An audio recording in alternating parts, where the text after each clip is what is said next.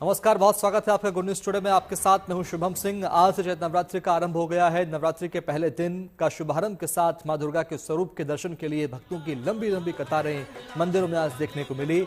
आपको TV screen पर दिखा रहे हैं कई जगहों की तस्वीरें, जिसमें पहले दिन मां शैलपुत्री की आराधना की गई। मध्य प्रदेश का अगर मालवा हो, झारखंड का राजरप्पा मंदिर, यहाँ पर देवी के मां के दर्शन के लिए भक्तों का दर्शन जैसे सैलाब उमड़ पड़ा। और अब आपको दिखाते हैं देश भर में कैसे मनाया जा रहा है चैत्र नवरात्र का त्योहार। मंदिरों में कहां कहां किस तरह से हो रही है पूजा अर्चना और भक्तों में कितना है उल्लास, देखिए इस रिपोर्ट में। दरबार सजा हुआ है।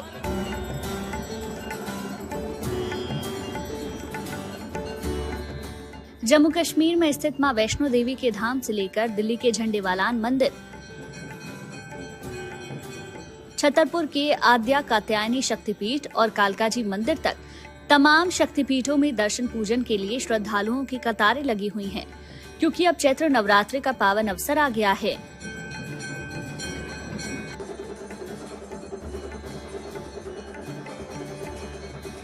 माता की उपासना का ये सबसे उत्तम समय है और माना जाता है कि नवरात्र के दौरान माता की आराधना से सभी मनोकामनाएं पूरी होती हैं।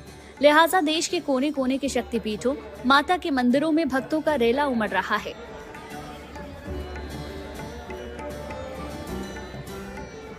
आपको दिखाते हैं देश के कोने कोने में माता की पूजा की झलक।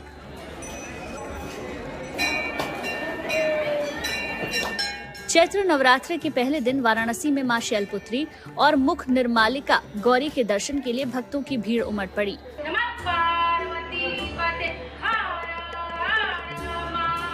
काशी के अलईपुरा में देवी शैलपुत्री मंदिर में श्रद्धालु देवी मां के दर्शन के लिए तड़के से ही जुटने लगे।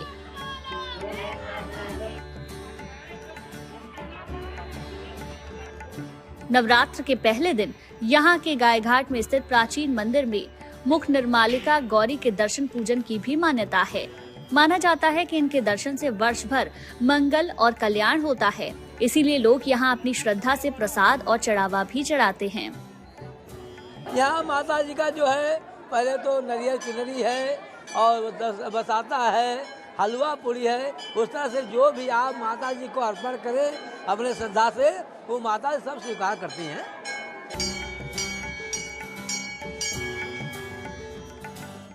वाराणसी के ही प्राचीन अष्टभुजा माता मंदिर में भी चैत्र नवरात्रि पर श्रद्धा और भक्ति की लहरें देखने को मिल रही हैं।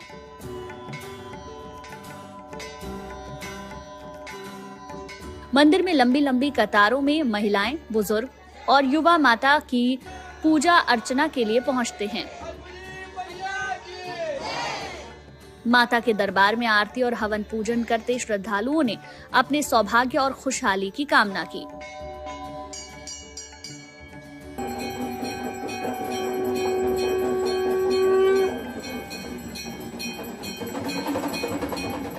वहीं यूपी के मिर्जापुर में स्थित विश्व प्रसिद्ध माता विंध्यवासिनी के धाम पर भी चैत्र नवरात्रि की शानदार रौनक दिख रही है।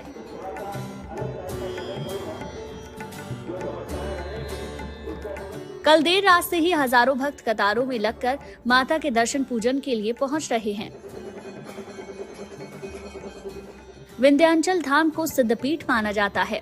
कहा जाता है कि यहाँ पर नवरात्र में मां के दर्शन मात्र से ही सभी कष्टों से मुक्ति मिलती है और सारी मनोकामनाएं पूरी होती हैं।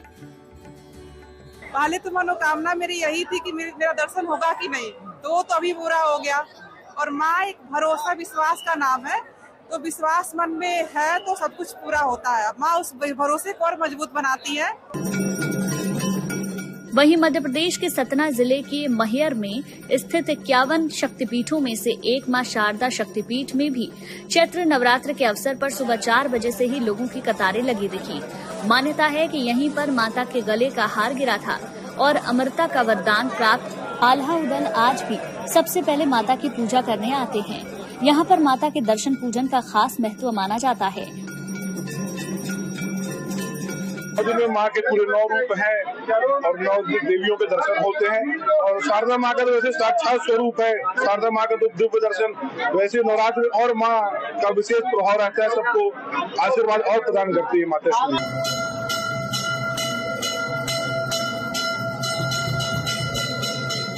वहीं गुजरात के सबसे बड़े शक्तिपीठ अंबाजी मंदिर में चैत्र नवरात्र के अवसर पर मंगला आरती में शामिल होने के लिए भक्तों की भारी भीड़ उमड़ी। अंबाजी मंदिर देश की 51 शक्तिपीठों में आद्य शक्ति के नाम से माना जाता है। यहाँ पहले सिद्धि विनायक की आरती होती है और फिर माता रानी की आरती की जाती है। इसके बाद शिवजी की भी आरती होती है।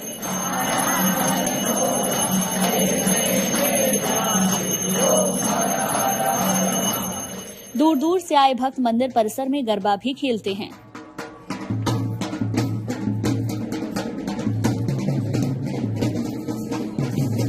सुबह में मंगला आरती हुई और घट स्थापना जो जवारा भी लगाया गया और ये अष्टमी एकम से नौम अष्टमी तक होगा और नौम अष्टमी के दिन जवारा जितना होगा वो यज्ञ होगा। यज्ञ में होम इसमें डाला जाएगा और ये माता जी का ऐसा यहाँ मानना है तो जो ये जवारा होगा वो हवन में डालने से माता जी सुख समृद्धि और आबादी देती है, ऐसी एक परंपरा है।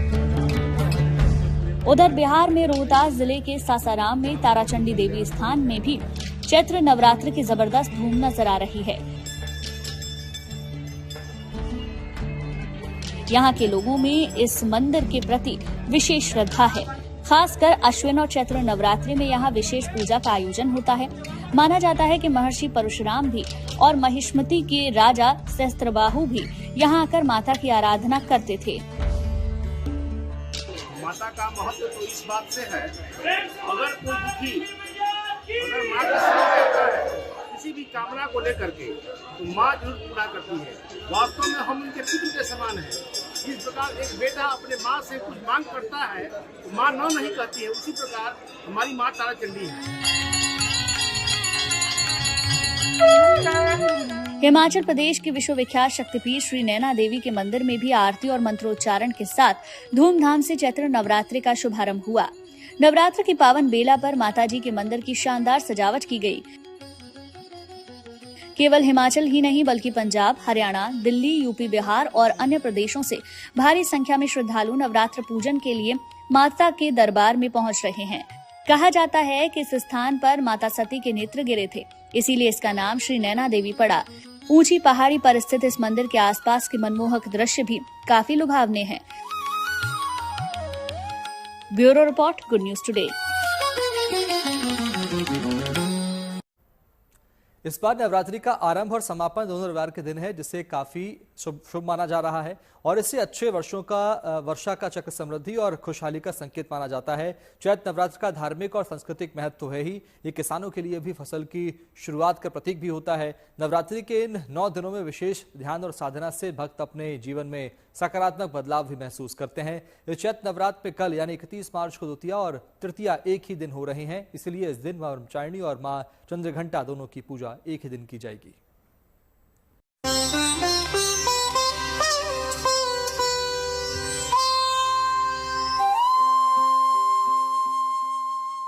चैत्र नवरात्रि सिर्फ धार्मिक अनुष्ठान नहीं बल्कि शरीर और मन की शुद्धि का भी एक माध्यम है। नवरात्रि का अर्थ है 9 रातें, जिनमें मां दुर्गा के 9 स्वरूपों की पूजा की जाती है। इस पर्व को वसंत नवरात्रि का त्योहार भी कहा जाता है, क्योंकि यह मौसम के परिवर्तन का भी समय होता है।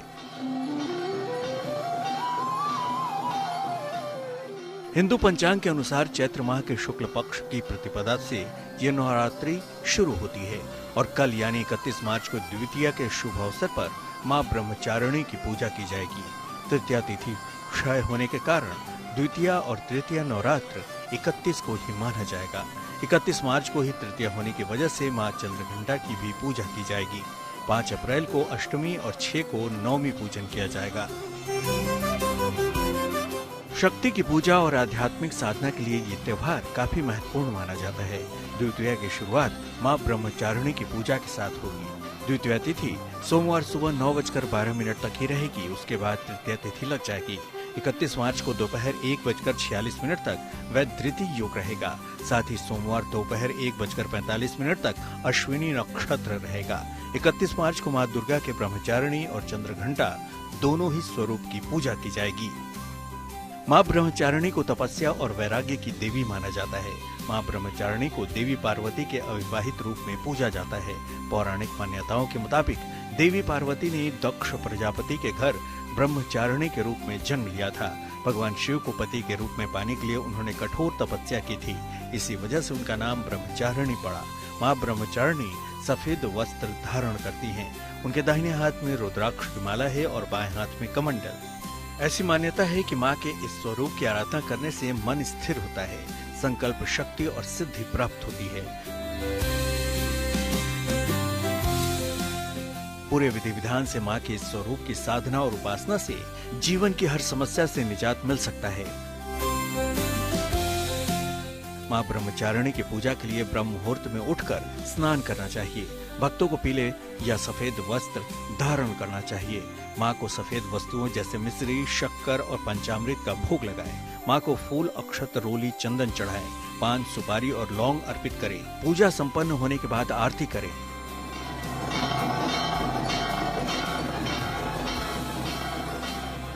चूंकि 31 मार्च को तृतीया भी लग रही है, इसलिए माँ चंद्रघंटा की भी पूजा होगी। माँ चंद्रघंटा के माथे पर अर्धचंद्र सुशोभित है और इसलिए इन्हें चंद्रघंटा कहा जाता है। इनके 10 हाथों में अस्त्र शस्त्र हैं और इनकी मुद्रा युद्ध की मुद्रा है। इनकी पूजा करने वाला व्यक्ति पराक्रमी और निर्भय हो जाता है। तंत्र साधना में मणिपुर चक्र को नियंत्रित करती है माँ चंद्रघंटा। ज्योतिष में इनका संबंध मंगल ग्रह से होता है। इनकी आराधना से स्वभाव में विनम्रता आती है, साथ ही मुख, नेत्र और संपूर्ण काया में अद्भुत तेज आता है।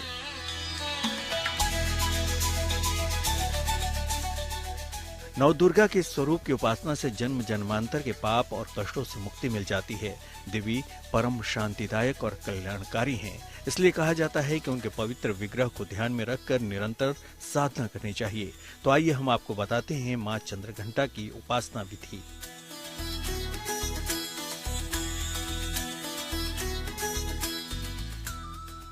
लाल वस्त्र धारण करके माँ चंद्रघंटा की उपासना करना उत्तम होता है। माँ को लाल फूल, रक्त चंदन और लाल चुनरी समर्पित करना चाहिए। नवरात्रि के तीसरे दिन मणिपुर चक्र पर रंग अक्षर का जाप करने से मणिपुर चक्र मजबूत होता है। अगर इस दिन की पूजा से कुछ अद्भुत सिद्धियों जैसी अनुभूति होती है तो उस पर ध्यान न देकर आगे साधना करते रहना चाहिए।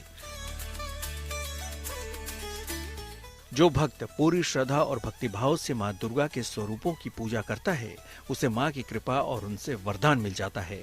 इन 9 दिनों में विशेष ध्यान और साधना से भक्त अपने जीवन में सकारात्मक बदलाव भी महसूस करते हैं। Bureau report, good news today. और अब बात अयोध्या के राम मंदिर की करते हैं। चैत्र नवरात्र के नवमी को लेकर यहां विशेष तैयारियां की गई है, जिसको देखने के बाद श्रद्धालुओं का दिल भक्ति से सराबोर हो गया। राम मंदिर को फूलों से अद्भुत श्रृंगार किया गया है। फूलों से सजे राम मंदिर की रंगत देखते ही बन रही है। ये खास नज़ारा देख भक्तों में गजब का उत्साह देखने को नजर आया। महाकुंभ मेले के बाद अब रामनगरी में रामनवमी मेले का उल्लास रखने लगा है, क्योंकि आज से रामनवमी मेले का शुभारंभ हो गया है। अयोध्या में राम जन्मोत्सव के उल्लास में लीन होने को तैयार हैं। मेले में 50 लाख से अधिक श्रद्धालुओं के अयोध्या पहुंचने की संभावना है। रामनगरी के 8000 मंदिरों में कथा प्रवचनों से राम का गुणगान होगा तो बधाई गान भी गूंजेगा। रामनवमी के दिन प्रभु श्री राम का जन्मोत्सव धूमधाम से मनाने की तैयारी है और उस दिन पूरी अयोध्या उत्सव में मगन रहने वाली है। जब सूरज की पहली किरण धरती को छूती है और घर घर में रंगोली की महक फैलती है, तब समझ लिया जाइए कि गुड़ी पड़वा का त्योहार आ गया है। यह सिर्फ एक त्योहार नहीं बल्कि नए साल की शुरुआत, सुख समृद्धि और विजय का प्रतीक है। महाराष्ट्र समेत कई अन्य राज्यों में धूमधाम से मनाया जाने वाला यह पर्व हिंदू नववर्ष की पहली सुबह लेकर आता है। हर साल चैत्र महीने के शुक्ल पक्ष की प्रतिपदा तिथि को गुड़ी पड़वा का पर्व धूमधाम से मनाया जाता है। यह महाराष्ट्र और गोवा में हिंदू नववर्ष की शुरुआत को प्रतीक माना जाता है। इस खास अवसर पर नागपुर में लोगों ने धूमधाम से सड़क पर रैली निकाली। दूसरी तरफ गुड़ी पड़वा पर शिरडी में भक्तों की भीड़ उमड़ पड़ी।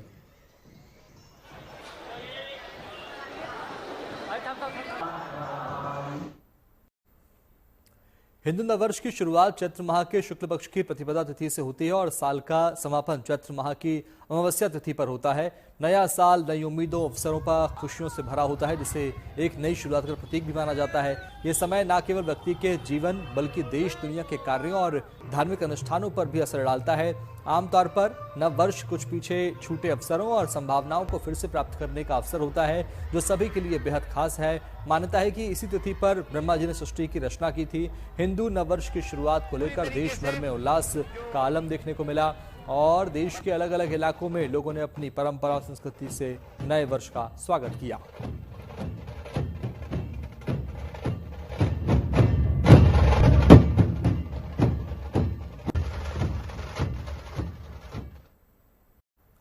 उत्सव के बाद आप बात करते हैं परिक्रमा की। गुजरात में उत्तर वाहिनी नर्मदा परिक्रमा 29 मार्च 2025 से शुरू हो गई है। ये परिक्रमा 27 अप्रैल तक चलेगी। इस परिक्रमा के दौरान श्रद्धालुओं के लिए कई तरह की खास व्यवस्थाएं की गई हैं ताकि श्रद्धालुओं को किसी प्रकार की दिक्कत ना हो। गुजरात के नर्मदा जिले के नर्मदा तट से 21 किलोमीटर तक तिलकवाड़ा रामपुरा तिलकवाड़ा परिक्रमा उत्तर वाहिनी नर्मदा परिक्रमा कहलाती है। जो भक्त पूरी परिक्रमा नहीं कर पाते उन्हें उत्तर वाहिनी प्रदक्षिणा कहते हैं, जिससे उनको पूरा फल का लाभ मिलता है।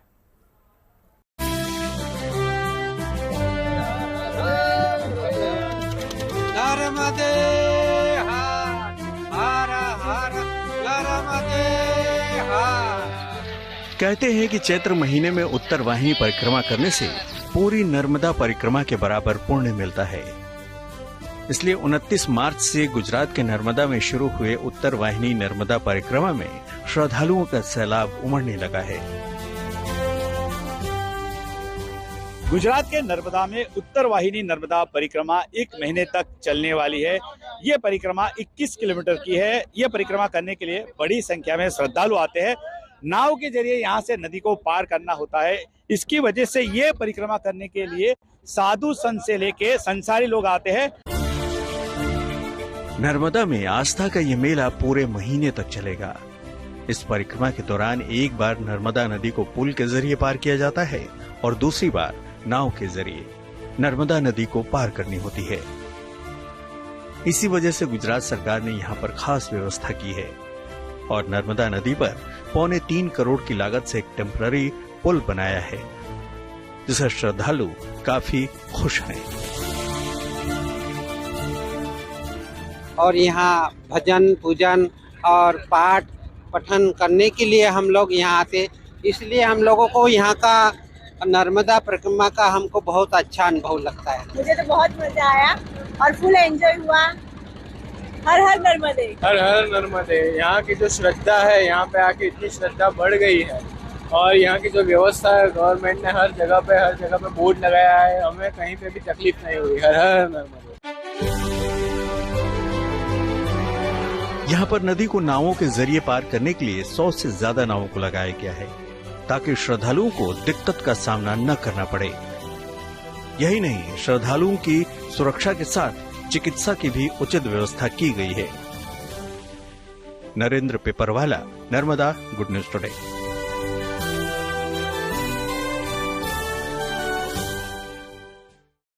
दिल्ली के राजघाट पर आयोजित 8वें पूर्वांचल महोत्सव माटी में कला, संस्कृति और स्वाद का अनोखा संगम देखने को मिला। इस भव्य आयोजन में पूर्वांचल की समृद्ध विरासत को लोकनृत्य, संगीत और पारंपरिक व्यंजनों के जरिए जीवंत किया गया। इस खास महोत्सव में कई गणमान्य लोग भी शामिल हुए और पूर्वांचल के योगदान पर चर्चा की गई।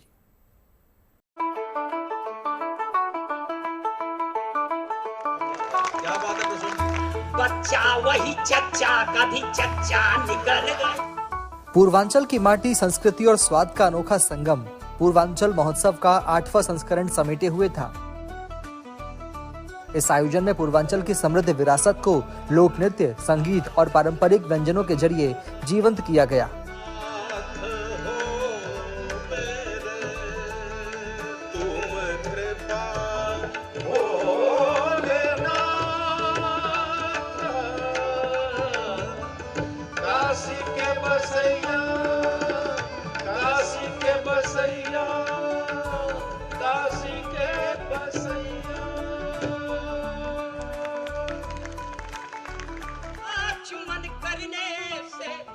दिन के दाग धुलते हैं, उसी पाँव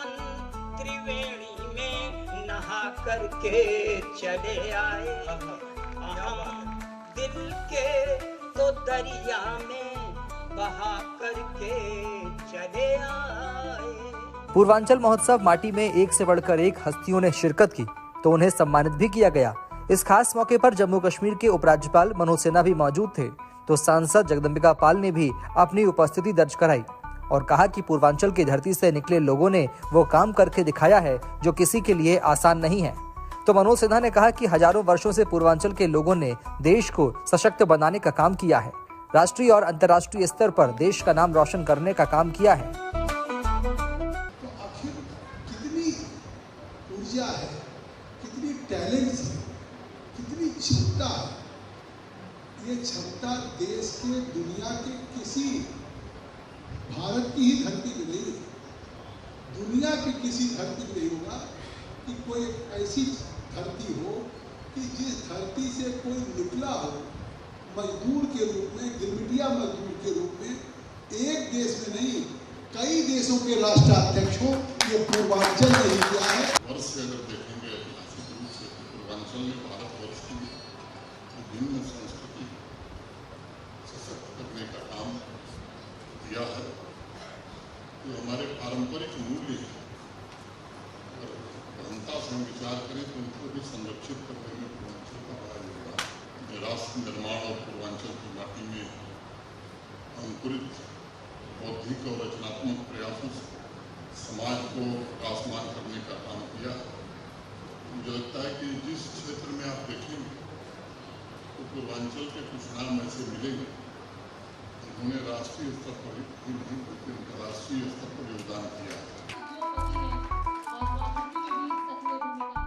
इस महोत्सव में शामिल होने के लिए अलग अलग क्षेत्र के लोग शामिल हुए। टीवी एक्टर सुधांशु पांडे के आने से पूरा माहौल ही बदल गया। उन्होंने अपनी यादों को शेयर किया।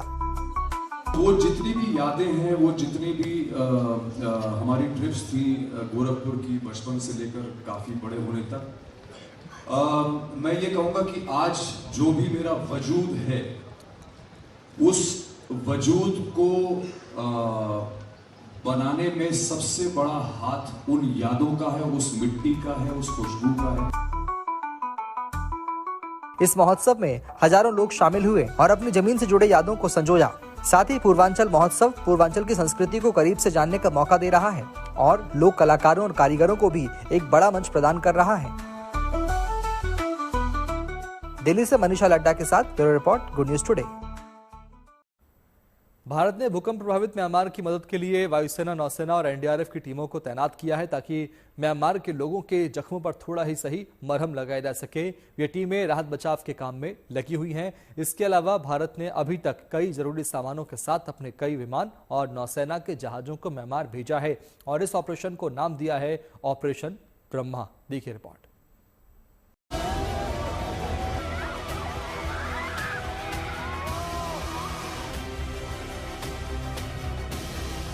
28 मार्च को आए विनाशकारी भूकंप से तबाही के बाद भारत लगातार पड़ोसी मुल्क म्यांमार की मदद करने में जुटा है। इसके लिए बाकायदा ऑपरेशन ब्रह्मा शुरू किया गया है और विदेश मंत्रालय ने खुद पूरे ऑपरेशन की जिम्मेदारी संभाल रखी है। पीड़ित लोगों तक दवाइयों से लेकर खाद्य पदार्थ और दूसरे जरूरी सामान मुहैया कराने की कोशिशें जारी है। ऑपरेशन ब्रह्मा के लिए भारतीय वायुसेना और नौसेना की भी मदद ली जा रही है। भारतीय नौसेना के जहाज INS सतपुड़ा और सावित्री जरूरी मानवीय सहायता और आपदा राहत पहुंचाने के लिए यांगून भेजे गए हैं। इनमें भारी मात्रा में राहत सामग्री, दवाइयां, खाद्य पदार्थ जैसे जरूरी सामान हैं। इसके अलावा अंडमान और निकोबार से नौसेना ने राहत सामग्री के साथ अपने जहाज कारमुक और LSU-52 को भेजा है। इसके तहत वायुसेना के 3 विमानों से जरूरी मदद म्यांमार भेजी गई थी। C-130 विमान म्यांमार की राजधानी नेपिडो में लैंड हुआ। इस विमान के जरिए 38 NDRF कर्मी और 10 टन राहत सामग्री भेजी गई है। इससे पहले एक और विमान यांगून पहुंचा था। प्रधानमंत्री नरेंद्र मोदी भी म्यांमार में भारत की तरफ से चलाए जा रहे ऑपरेशन ब्रह्मा पर नजर रखे हुए हैं। उन्होंने कहा कि भारत इस मुश्किल घड़ी में म्यांमार के लोगों के साथ है। दुनिया में कहीं भी प्राकृतिक आपदा हो, भारत पूरे मनोयोग से सेवा के लिए खड़ा होता है। अभी आपने कल ही देखा है, म्यांमार में इतना बड़ा भूकंप आया है। भारत ऑपरेशन ब्रह्मा के तहत वहां के लोगों की मदद के लिए सबसे पहले पहुंच गया। अब तक 96.3 टन महत्वपूर्ण आपूर्ति और सेना चिकित्सा कोर और एनडीआरएफ के 198 कर्मियों को 3 C-130J और 2 C-17 विमानों का उपयोग करके हवाई मार्ग से पहुंचाया गया है। दुनिया में कहीं भी कोई आपदा आती है तो भारत हरदम मदद के लिए सबसे आगे रहता है, क्योंकि भारत की संस्कृति और परंपरा में ही मदद का भरोसा रचा बसा है। शिवानी शर्मा के साथ bureau report, good news today. Eid का मौका कहें या फिर नवरात्र का या फिर हिंदू नववर्ष के आगमन का, सलमान खान की फिल्म सिकंदर ने भी इसी मौके पर बॉक्स ऑफिस पर दस्तक दे दी है। सलमान खान स्क्रीन पर रोमांस करने के अलावा धांसू एक्शन करते हुए भी दिखाई दे रहे हैं। रिलीज के वक्त फैंस का जोश देखते ही बन रहा था। पूरी तैयारी के साथ फैंस फिल्म देखने पहुंचे थे। कोई केक काट रहा था तो कोई उत्साह में डांस कर रहा था तो कोई ढोल नगाड़े के साथ थिएटर में पहुंचा था। कुल मिलाकर दर्शकों का उत्साह चरम पर था।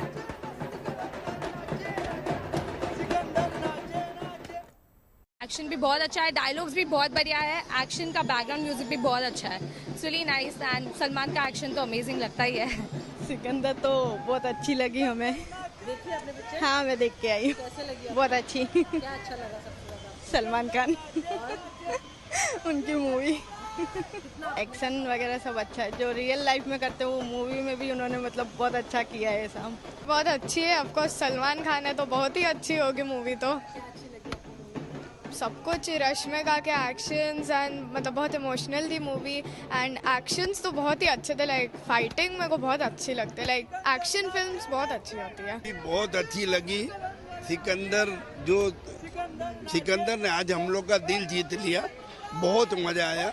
पिक्चर बहुत अच्छी है। अच्छी मूवी है। इसमें गाने अच्छे हैं, डांस अच्छे है, नया कॉन्सेप्ट है स्टोरी में और एक्शन भी बहुत अच्छी है। पिक्चर सुपर हिट थी, 500 करोड़ का बिजनेस करेगी। और इसी के साथ फिलहाल इतना ही। बाकी अच्छी खबरों के लिए देखते रहिए गुड न्यूज टुडे, क्योंकि अच्छी खबरों का सिलसिला यहाँ कभी नहीं थमता। नमस्कार।